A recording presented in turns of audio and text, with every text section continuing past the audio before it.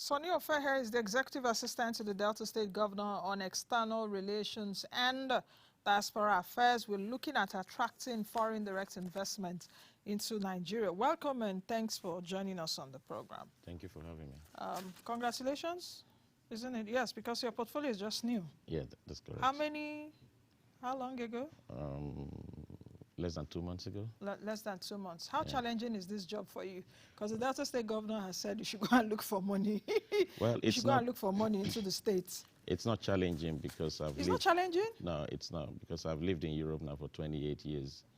And every day of my stay in Europe has always been talking to friends, talking to people who run companies and who are willing to invest in Africa, and most especially Nigeria. And so, yeah, it's a convenient zone for me. It's a place that I really strive, because I see a lot of amazing opportunities. I see the determination of many Western companies to do investment here, but of course, issues such as security and infrastructure, lack of infrastructure, has always been the bane, and particularly them reaching out to the people who can actually take decision as to how these investments can come into the country. I'll come back to that a little later. So you say this is your terrain. For 28 years you've been doing it. In that 28 years, how successful have you been? Because you're Deltan. Yeah. How successful have you been in terms of convincing your colleagues or people there to come invest in perhaps Delta State or even the country? Yeah, I've actually come to the country with a whole lot of them. Okay. For them to see, for them to... Do you have a number for me? I don't have a specific number. Are they more than 5? They're more than 20. Okay. Yeah, so so that they can see our hospitality, they can see the human capital development that we have, the potential that we have in human capital development, and they can also see that Nigeria is not as insecure as it is internationally claimed, you know, because of course every country has their own challenges, and we have a country is built on the past, you know, present and future. So we've got our past, we're dealing with our present, and then we're very optimistic about the future. And when you look at Delta State today, the governor has defined his vision in a more agenda, and he has even started very well. For the first time, the state has contracted Julius Berger to do a major flyover bridge construction to the tune of about $76 billion in his first 100 days in office. That's a lot of money. Yes, that's a lot of money. Compared but most to importantly, what Delta State gets every year. Yeah. I'll come back to that because you know, you're opening layers of of questions that I need to ask. But let's talk about, I'm interested with what you said around 28 years. Okay. Going back 28 years, that should be like in the 90s. 95 to be precise. Yes, 95 to be precise. So if you take a look at Nigeria in Nigeria of 1995, Nigeria of 10 years later, 2005, okay, we started democracy in 1999, then we began to see economic reforms take shape from 2000, 2001, with especially internet, telecom, industrialization and all, or transformation and all of that. What part of your 28 years has been easier to convince investors to come into Nigeria? And I know why I'm asking that, because the past 28 years that you have been in this, Nigeria has seen different economic cycles. That's correct. So which one is easier? Because you said earlier that it's not as if Nigeria is most challenging or security and all of that. But I also know that it's difficult to convince a person during an economic challenge that things are okay. So speak to me about the 28 years.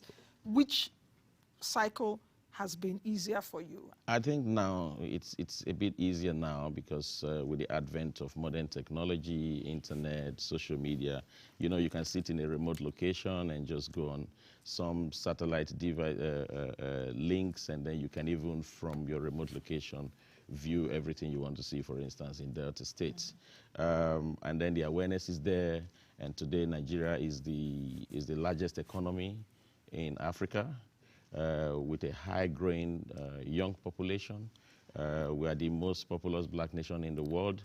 Our labor is also very cheap. These are incentives to attract foreign direct investment. So, and then of course, when you talk about global north and you talk about the challenge that they are facing from their Chinese counterpart, you know, there is this determination now for Western countries to look into how they can plug themselves into investment opportunities that are open within the Nigerian economy. So Nigeria is resonating very well with potential investors. And I see, like I said, I mean, this trip that I came with about 4 or 5 of these investors in different sectors. And so we've looked around our states, we've discussed with senior government officials. So the government is laying the groundwork for investors to come in, looking at infrastructure as a major area that we need to improve upon to be able to attract this investment to come in. And if you look at, for instance, let's take some countries in Africa, for instance, like Botswana. As at 1966, when they gained independence, their annual per capita gross domestic product was about $70, you know, with just 12 kilometers of paved roads, you know, but they were able to open up their diamond market, you know, to attract just one company to come in and do investment.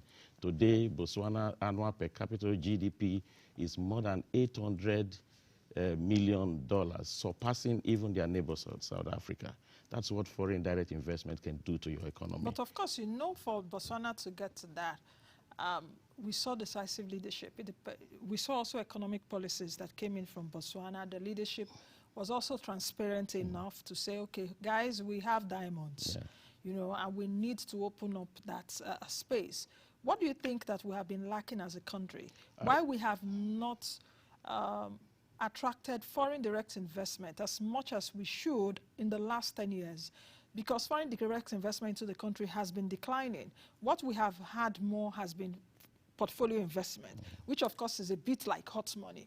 When the economy is okay, they stay. When it's not okay, they go. Or when they see investment opportunities outside, interest rates are rising, they just pack their briefcases and leave. So what have we not done right? And why is it most challenging at this time for us to bring in FDI at a time that we really need it as a country? I think the first thing is security. Okay. I mean, you can't invest in a country where every time you hear news of bombings, killings, and all that. And then the second one is infrastructure. You know, we lack major roads, you know. And then thirdly, our fiscal policy is very poor. When you want to attract investors, you must guarantee that there must be security on their investments and there must be guarantee on their investment. And most importantly, you must allow them to be able to repatriate their profits and their funds down to their home country. Like, look at the airline industry, for instance. You know, it is said now that IATA, the International Air Transport Association, has said that there is a total amount of $2.3 billion of unrepatriated funds for major airlines across the world. And in that figure, Nigeria happens to be the highest with $812 million. And Nigeria being the highest, look at countries that follow: Bangladesh, Lebanon, Pakistan. We shouldn't be in the league of those people. Okay. So in order to attract these investors to come in, you must guarantee, you must assure them that, you know, whatever they make in your country, they will be able to have an easy financial corridor with which these monies can be repatriated back to their country. And then you must also lay down the enabling environment for such investment to come in. You must look at your critical infrastructural sector, and that is what Delta State is doing now. Tackle your infrastructure, open the way for investors to come in so that you can use those investments that are coming in to be able to create jobs and improve on your infrastructure. Now, from what you've said, let me pull out a few questions. How much FDI can Nigeria attract with a dearth of infrastructure? I also know that our infrastructural needs are also investment opportunities. Yes, that's correct. But how much of FDI can we attract when we do not have good paved roads, with our airports and not as they should be? You know, if you take a look at our airports, some other airports across Africa are better. let alone, don't even go to airports in the Middle East and all of that. So if you have a dearth of infrastructure, roads, or power too, Power. you know, epileptic power supply, how much FDI can we attract? You can start from those infrastructural challenge as your area of FDI attraction. You just mentioned power. There are several alternative ways of generating power these days, and there are, particularly if it is a way of using clean energy to generate power, you can put your investment in those sectors. You can look into other areas of, like your agriculture, solid minerals. I just mentioned Botswana now, relying on just diamond. We have a whole lot of solid minerals that we can tap into. There are many companies who are willing to come and explore that aspect of that sector of our economy. So the volume of what we can attract can be very high. Look at countries like India and even Brazil. Brazil has been able to up their foreign direct investment flow in the first quarter of 2023 to about $21 billion. You know, even surpassing China, you know. So Nigeria can fall in the league of those countries because we have, in terms of human capital, we have, you know, young and dynamic workforce with cheap labor, which we can tap into. We also have abundant natural resources, which are still very much untapped. These are areas, silica, for instance, lithium. You know, what stops us from discussing with companies like Tesla, you know, to come in and explore our lithium potential so that they can even set up a battery factory here that will not only generate income, corporates, and income taxes, but will also at the same time, you know, create job for our teeming unemployed graduates who are out there, you know. So these are the areas we need to look at. And then also create the enabling environment, particularly you talked about the area of aviation, airports, for instance.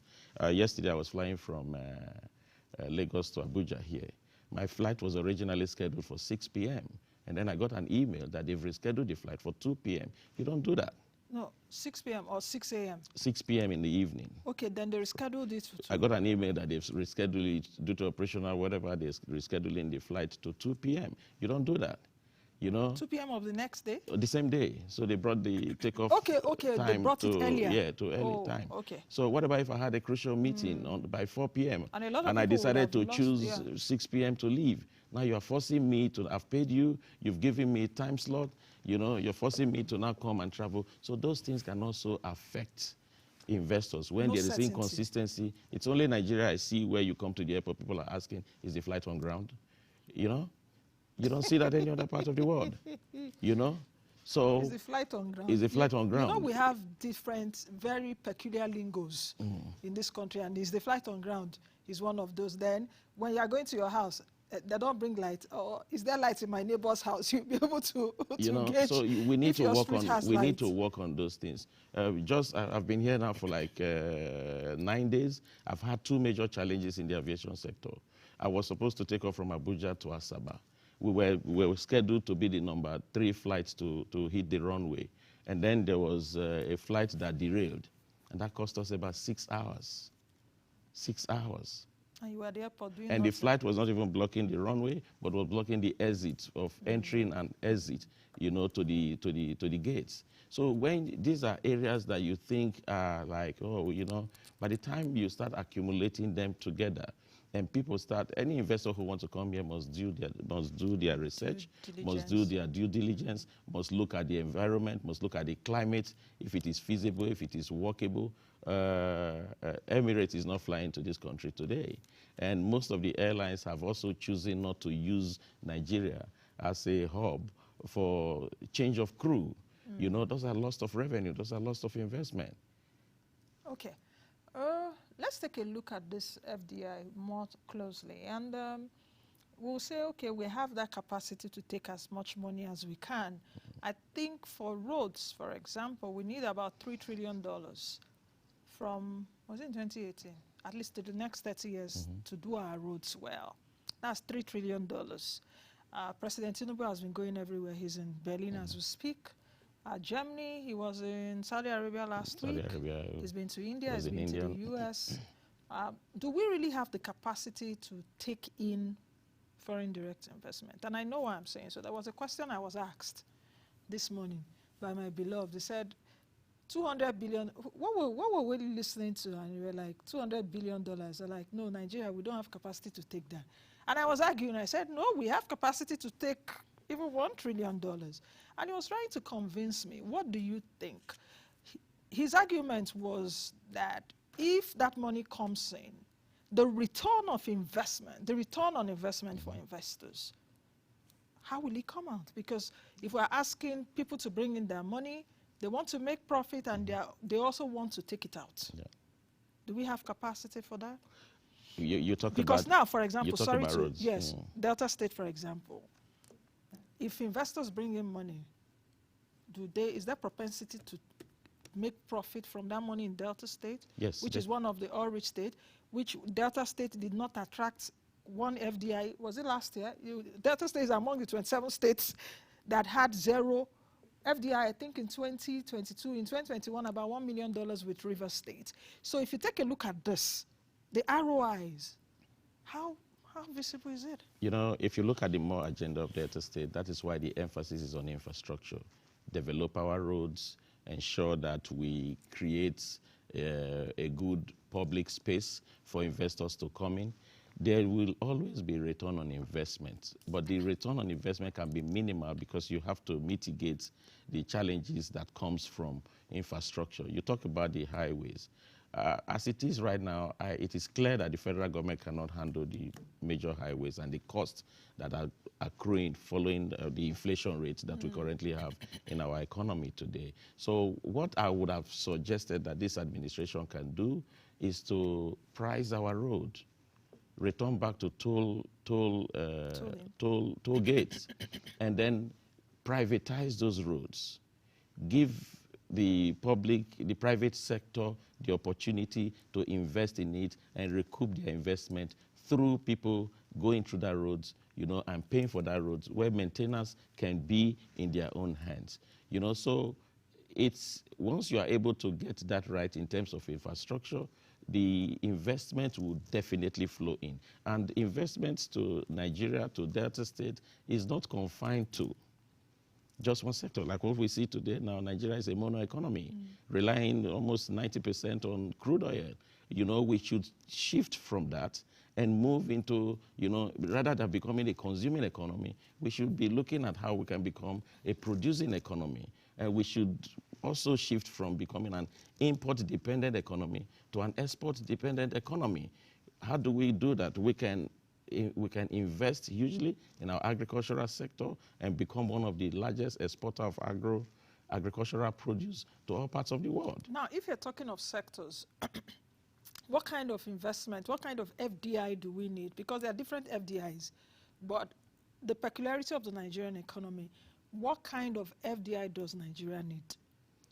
It's, when you talk of the kind of FDI we need, we just need to work companies with the technical expertise on specific sectors that we know that we have the capacity to be able to, you know, sell what we have to the world. Now, what sectors should have? You said agriculture, you mentioned power earlier. Which other sectors? Solid minerals. Solid minerals. Where that is one untapped area. You know, we can also develop, like if you look at, we can also use our human capital advantage to attract FDI. I fly KLM and Air France. If you call KLM and Air France on the phone today and you press option 2 for English, it automatically connects you to Philippines, where they have, you know, a bunch of young people who are doing telephone services for them. We can do that. You know, Delta State, as we speak right now, has the highest number of tertiary institutions in the country.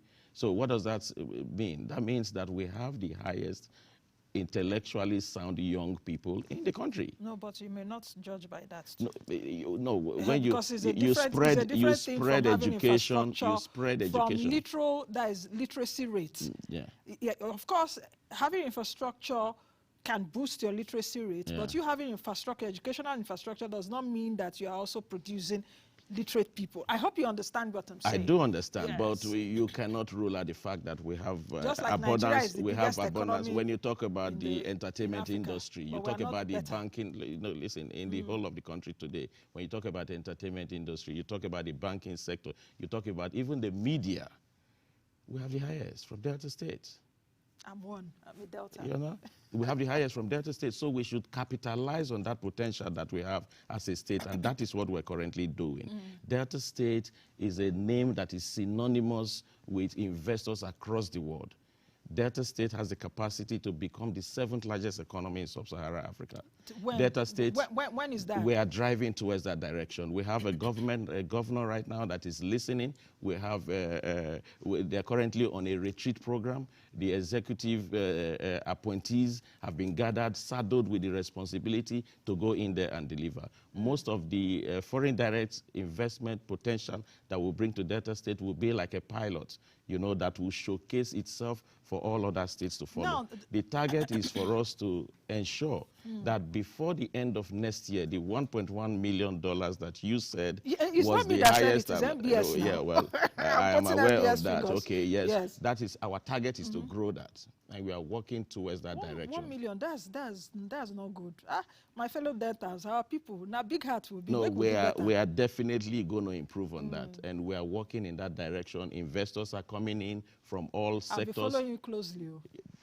Yeah, I go follow you I'll closely. come here and give you I the go figures. mark you. I'll come here. I'll come here and give you the figures when the yes, time comes. Exactly, because yes. that figure was for 2022, according to the MBS. But if we're saying FDIs, that we need FDIs, what kind of policy incentives too? I mentioned earlier that 27 states attracted zero FDIs into their states. States like Lagos got $3.6 billion in 2022, followed by Abuja, Akwa Ibom, Anambra, and some other states. The 27 states were missing. So if states in Nigeria, I also read this morning that some states in the Northwest went to visit Akinwumi Adesina, Dr. Akinwumi Adesina, and the states that's a Dikorada of Katsina was saying, for example, we need beef processing zones in the north and all of that, seeking for investment too. So these governors know that they need FDIs. But the issue is now, what are you putting on the table too in terms of policy incentives? You have been in this terrain for a while. What are the things, for example, that Delta State is putting forward and saying, if you come to our state, these are the things we need to give you? Then another thing is that if you are asking for FDIs, perhaps this is also on a subnational level, reciprocity. Because if we're saying foreigners should come here, how easy is it also for Deltans to go over to those countries to do business? And you know that FDI, foreign direct investment, also comes hand in hand with trade and investment. So what are the policy incentives, and how are you pulling Deltans? I'm talking about the governor and yourself and your colleagues. How are you pulling Deltans along the way? So it's not just about coming into Delta, putting those FDIs down, and at the end of the day, they take those dollars in terms of capital flight and go. No, we're not doing that. You see, like I've assured my governor that my office alone can attract in 1 year a minimum amount of about $1 billion in foreign direct investment. Once again, I will be in touch with you. Everybody as take we note. Yes, as we begin to develop this. Yes, one. $1 billion. Yes, okay. That is from my office. From your office. Then the secretary to the governor, the secretary to the government has been engaging foreign direct investors, you know, into the state. So what you first of all need to do is to create an opening for engagement, which the government is already doing right now. And then we have also structured some possible external visit for the governor to go out there. For instance, we are arranging that he visits Suriname, a Caribbean country, so that we can seek some form of collaboration that can help in the aviation sector, that can help in the agricultural sector, and most importantly, create diplomatic relationship between both countries. And once we are able to do that, there is a possibility that we can assess Through that, we can access the $1.5 billion that is available from the African Import and Export Bank to encourage CARICOM countries, Caribbean countries, and African countries. So we want to leverage on that. The first thing you need to do is to understand the lines that are open for this investment. And we are not just, to even surprise you, what we're doing with our foreign direct investment flow capacity is that we are targeting international companies that will also come with their credit. So it will not be a financial liability on our So states. it will not be like counterpart funding? No, well, we can agree. Some can be like that, where we say, okay, but our counterpart funding portfolio can also come, not in the form of money, but in the form of what we can provide for the investor, like which can be monetized. Yes, land, labor, you know, the access to licensing and all of that. So this is where we are actually working towards, and I'm very confident that before the end of next year, NBS will make another review of what they've just put across on Delta State, and there will be a remarkable improvement on that. What sectors are you looking at in Delta State? Of course, Delta State is an oil-rich state. Renewable energy. Renewable energy. There's what they call carbon capture. Yes, carbon. You know, and it's unfortunate that it's a free money that nobody is tapping into. Delta State will be the first state to earmark, you know, in foreign direct investment portfolio, carbon capture funds that will surpass even some states' total FDI inflow into their states. Okay, if we take a look at even Nigeria as a whole, what would you say about President Tinubu's travels? As it were, he's in Berlin now. Bearing in mind, I think the World Bank said in 2022, December precisely, in they are charting a new course report. It said at that time that Nigeria has the least diversified economy in the world. That's correct. Apart from Angola. You know, I moderated that session. That was December 2022. And you know, it was shocking, not really shocking, but I was like, we could do better than we are doing. Even though we rebased our GDP, was it in 2013 we rebased? I think so. And it now says, okay, services, about 52%, agriculture. The oil sector where we even get more than 70% of our forex has been declining in terms of contribution to GDP. So how do we diversify our economy? And where is our where are our USPs? Let me put it that way, not just one. Where should we get our USPs? Apart from even the oil sector where we are getting money, we've not seen new investment in that sector in the past few years. And Delta is also an oil-producing state. Well, you know, when you look at, let me start from President Tinubu's travel. I am a proponent of diplomatic engagement. I am a proponent of, you know, you cannot attract foreign direct investment if you don't go knocking on doors. So the travels are, you know, are applauded. They're good. They're putting Nigeria on the map, and they're putting Nigeria on the lips of many people. You know, so you need that. You need that confidence. And in any travel you do, bilateral or multilateral, you must gain something at the end of the day. And that is what we're looking at. But when you do that, you must also come back, you know, to your own country and create the enabling environment for those investors to conveniently come in, do business without being hindered, you know. And when you do that, you must look at all the arms of the government. You must also take into consideration your judiciary.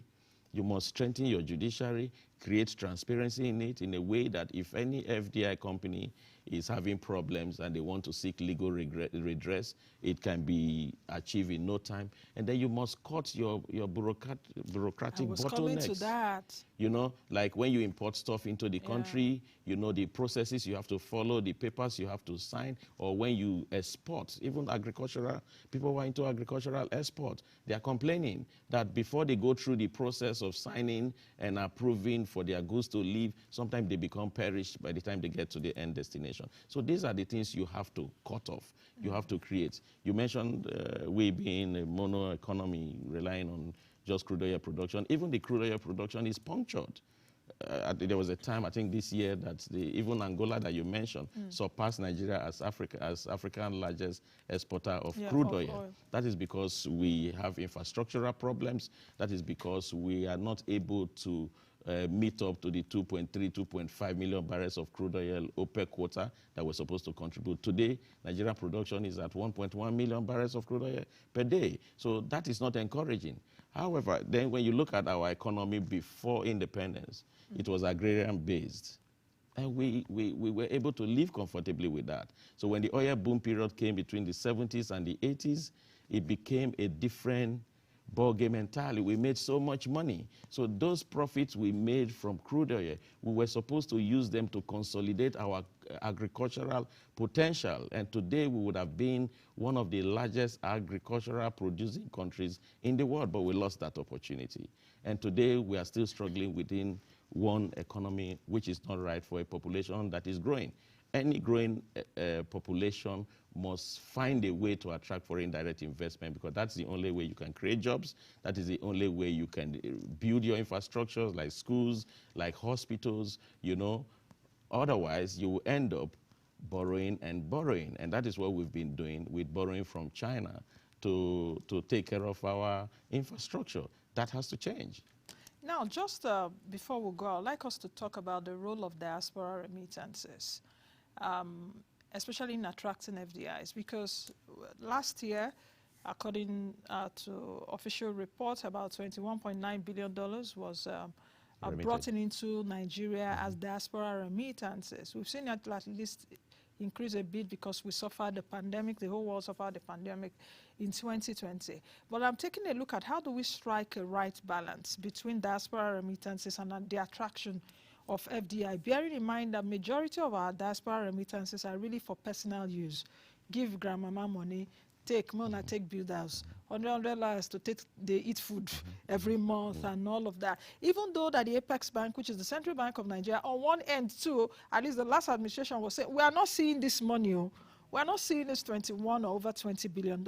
So how do we, you know, find the right balance? And I don't know also for your office, okay, your external relation and diaspora affairs, how you intend to galvanize those of us that are deltas to get diaspora remittances, and even LDIs, local domestic, what is it? Local direct investment, LDIs. Even for those of us that are deltans that are not even in Delta, can actually also invest in the state. So how do you find the right balance between attracting FDI, diaspora remittances, and those of us that are out? Well, we've critically looked at, you just mentioned in 2022, sorry, $22 billion was remitted by the diaspora, by the Nigerians in the diaspora, which is huge, which is the second highest after crude oil.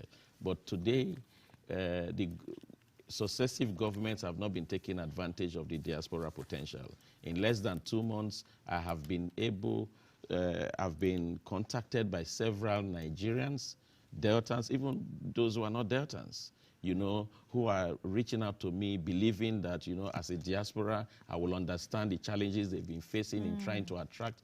We have huge potential. There is no hedge fund in the world today that you don't see any Nigerian working there. There is no multinational companies today in the world that you don't see Nigerian working there. Everywhere. You know, and to even shock you, even the local Nigerians in Nigeria are also stretching their hands out there, attracting foreign investment into this country. So I've received a whole lot of proposal. Now, what we want to do is that we want to create this bridge between the Delta State government and the diaspora community, where even when we bring in foreign direct investment, we can do some form of a PPP arrangement, public-private partnership, and we can open that to the world so that even diaspora can find a way to get their investment, to put their investment into this sector so that they can also be partakers of this, because they know that in doing that, there will be a patriotic benefit for them in a way that employment will come to maybe their families, and that can also reduce the sort of monies they send, like you said, for mommy to eat, about the local for daddy to eat. Those of us that are even in Nigeria, because you see even a lot of Deltans are doing good stuff, and they even have money, but they don't even know that they can invest. You can still leverage on the opportunities that we're bringing in through attraction of foreign direct investment so they have to the state.